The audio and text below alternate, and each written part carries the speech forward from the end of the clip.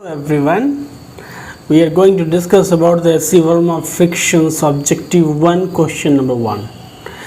In the situations, the contact force by a rough horizontal surface on a body placed on it has a constant magnitude. एक ऐसी स्थिति है जिसमें कि जो कॉन्टैक्ट फोर्स है बाई रफ हॉरिजॉन्टल सरफेसेस, किसी भी बॉडी पे जो रफ हॉरिजॉन्टल सरफेस के द्वारा कॉन्टैक्ट फोर्स लग रहा है उसका क्या है, तो मैग्नीट्यूड जो है वो कांस्टेंट है.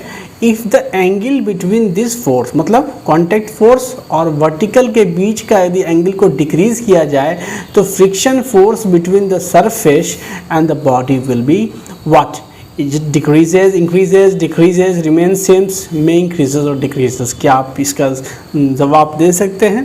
तो सबसे पहली बात आप बेसिक कंसेप्ट को लेकर के समझने की कोशिश करें और इसको अगर डायग्रामेटिकली इस प्रॉब्लम को रिप्रेजेंट किया जाए तो ये कुछ रिप्रेजेंटेशंस ऐसा होगा.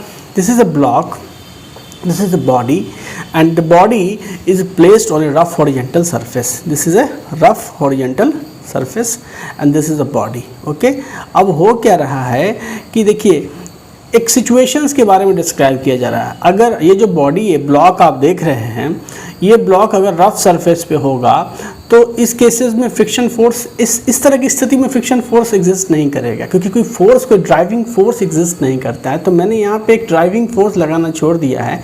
अब समझिए कि ये एक फोर्स F लग रहा है, ये एक ड्राइविंग फोर्स है. ठीक है, अब इस सिचुएशन में ज़्यादा हमारा कंसर्न नहीं है. हमारा कंसर्न क्या है कि आप मान लीजिए कि ये एक स्थिति एग्जिस्ट करती है जिसमें कि जो ये कॉन्टैक्ट फोर्स है, ये जो सरफेस है, रफ हॉरिजॉन्टल सरफेस है, ये इस बॉडी पे कॉन्टैक्ट फोर्स F अप्लाई कर रहा है. This is the contact force. Okay, ये है कॉन्टैक्ट फोर्स और कॉन्टैक्ट फोर्स F अप्लाई कर रहा है और ये एंगल है थीटा कॉन्टैक्ट फोर्स का वर्टिकल के साथ. यहीं पे इसी चीज़ की बात की जा रही है कि एंगल बिटवीन दिस फोर्स, मतलब कॉन्टैक्ट फोर्स, ये जो फोर्स है सो, और जो वर्टिकल के साथ जो एंगल है उसको क्या किया जा रहा है, डिक्रीज किया जा रहा है. मतलब थीटा को क्या कर रहे हैं हम लोग, थीटा इज डिक्रीजिंग.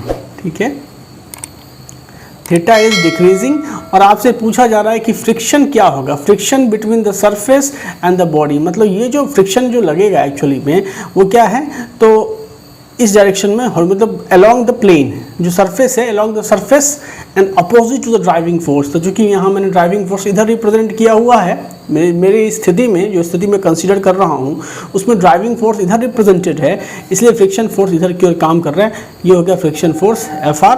और जो अपोजिट, ये जो वर्टिकल फोर्स है वो क्या है, नॉर्मल रिएक्शन फोर्स N है. This is what, this is normal reaction force, normal reaction force. ठीक है, ये है. तो आप कहीं ना कहीं एक चीज़ तो आप जानते हो कि जो ये जो आपका कॉन्टैक्ट फोर्स होता है, it is the resultant of both friction force and normal reaction force. मतलब आप इसको ऐसे लिख सकते हो कि कॉन्टैक्ट फोर्स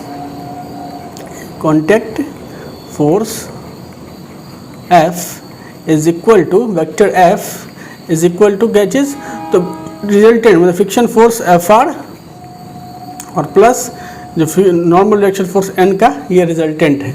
ठीक है, this is what the contact force is.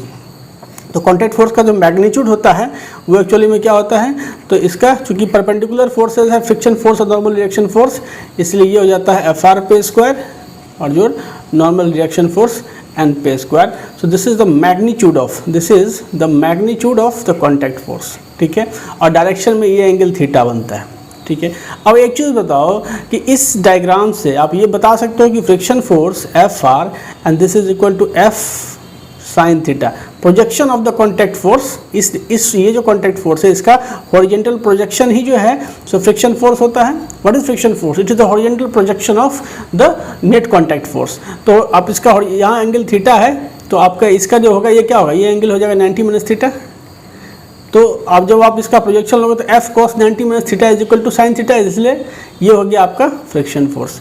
और नॉर्मल रिएक्शन फोर्स N क्या हो गया, तो normal reaction force N is equal to क्या चीज़, ये जो नॉर्मल रिएक्शन फोर्स N है, चूँकि ये बॉडी वर्टिकल इक्विलिब्रियम में है तो नीचे जो वर्टिकल ये जो फोर्स लग रहा है mg के बराबर है, इसलिए N इज इक्वल टू, तो mg हो गया यहाँ से, sorry N is equal to ये mg हो गया नॉर्मल रिएक्शन फोर्स. और ये जो mg है आप इसको लिख सकते हो कि is equal to F cos theta, F cos theta.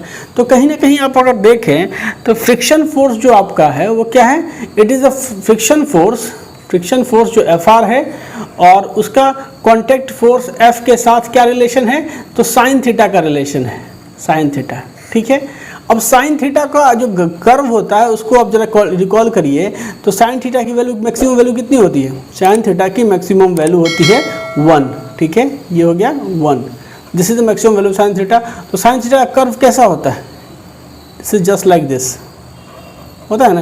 तो यहाँ तो बात केवल 0 से 90 डिग्री की है, मतलब ये जो साइन थीटा का कर्व है इसमें ये जो पॉइंट होता है ये होता है 90 डिग्री, ठीक है, दिस इज 90 डिग्री। तो अब बताओ यहाँ से ये एक्चुअली ये जो एक्सिस है वो क्या है, थीटा है, और ये जो एक्सिस है वो क्या है, साइन थीटा की प्लॉट है। अब जब देखो कि थीटा, क्योंकि क्या हो रहा है कि थीटा आप डिक्रीज कर रहे हो, थीटा डिक्रीज करोगे तो क्या होगा कि आप इधर की ओर मूव करोगे, जैसे जैसे थीटा घटाओगे वैसे वैसे साइन थीटा की वैल्यू क्या हो रही है, घटती जा रही है, ठीक है, साइन थीटा की वैल्यू घट रही है। मतलब कि यदि थीटा डिक्रीज होगा तो क्या हो रहा है टेंडेंसी, साइन थीटा क्या होगा, वो भी डिक्रीज होगा।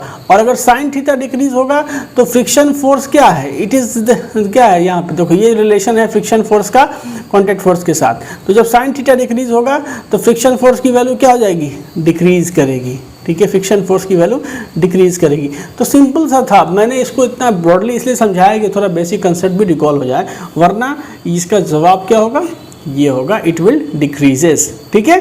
सो आई होप कि समझ में आया होगा।